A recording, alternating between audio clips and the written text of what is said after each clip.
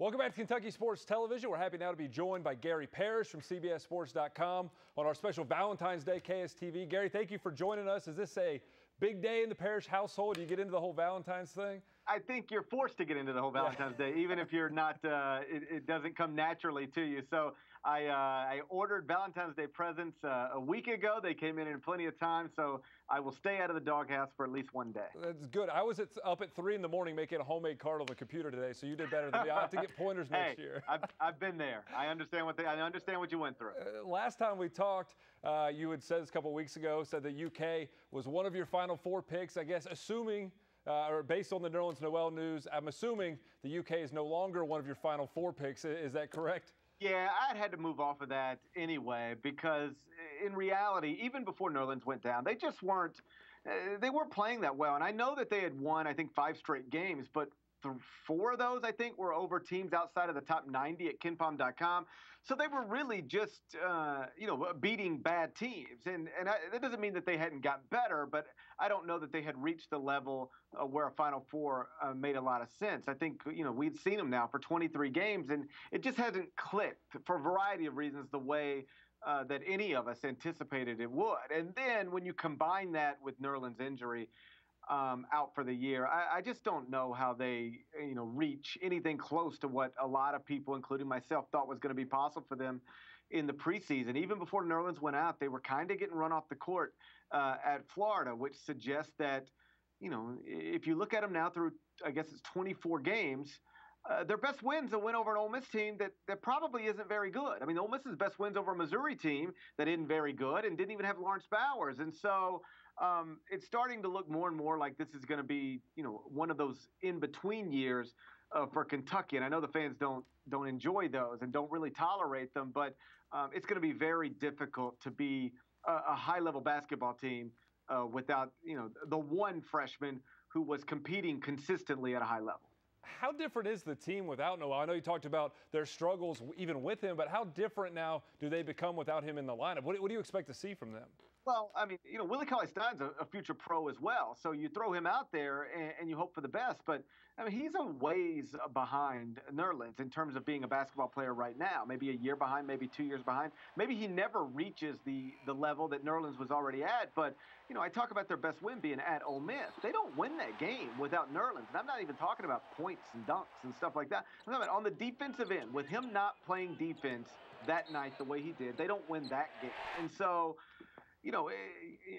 they still got good players, but none of those guys have been able to be relied upon consistently. Nerlens was the one guy that you could say, okay, he's lived up to expectations, and now he's out of the lineup. So they're going to be drastically different. Now, John's very good, and I suspect that he'll figure out a way to make this work to some degree. But I just think that now the new goal. Forget Final Four, Sweet 16. The new goal should be, can they make the NCAA tournament? Because I think at this point, that's very much up in the air. Last night on courtside with Seth Davis, your colleague Jeff Goodman said that this team maybe could be better without Nerlens, which sounds crazy considering everything he did for the team.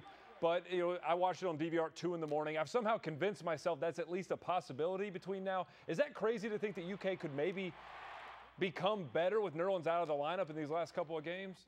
I say it's crazy because I've been wrong before, but I will say it's unlikely. I mean, who gets better when they lose their best defensive player? I don't know many basketball teams that do that, and not just their best defensive player, but a dominating presence who can clean up a lot of mistakes made by other guys and who can win games on the defensive end. So, listen, if I were in Lexington or in the state of Kentucky or John Calipari, I would be trying to convince myself of that as well and trying to convince my guys of that. But I think to an outsider, that seems it just seems unlikely. He was very important to the things that they did well.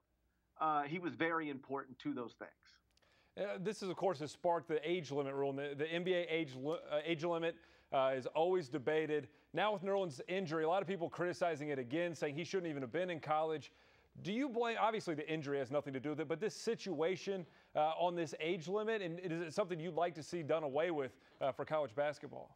I think it's awful, the age limit, and I recognize it's not an NCAA issue. People like to attack the NCAA for a variety of things, and I'm right there with you. But this has got nothing to do with the NCAA. It's an NBA rule, collectively bargained between the NBA and its Players Association, but it's wrong. You know, if you don't want to draft high school kids, you don't have to. You know, nobody ever made anybody draft LeBron James or Kobe Bryant or Kevin Garnett. You draft them if you think they can help your franchise going forward. And guess what? In the years where Kevin Garnett turned pro and the subsequent years where NBA franchises were allowed to draft kids from high school, about the safest thing you could do, I did a research project on this one time, was draft just best available high school kid.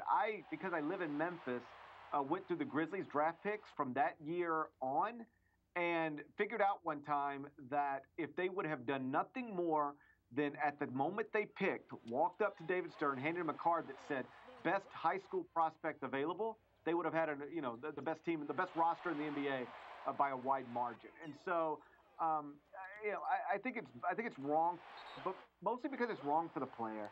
You know, Nerlens Noel was never. You know, I want my kid to go to college because he's going to need it.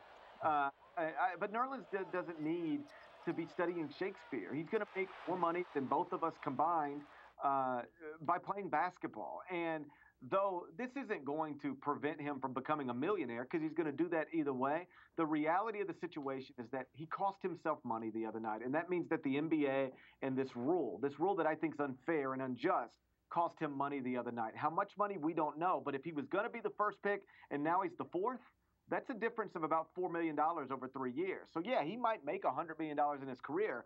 But over the next, few years, he's going to have cost himself money by playing college basketball. And I just think that's wrong. These kids, nobody else. The way we do things, sending people who are so clearly going to be professional athletes to school for a year for free training is not something European countries do.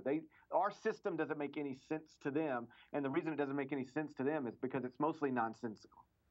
Now, before we let you go, when it's all said and done, do you think Kentucky will be in the NCAA tournament?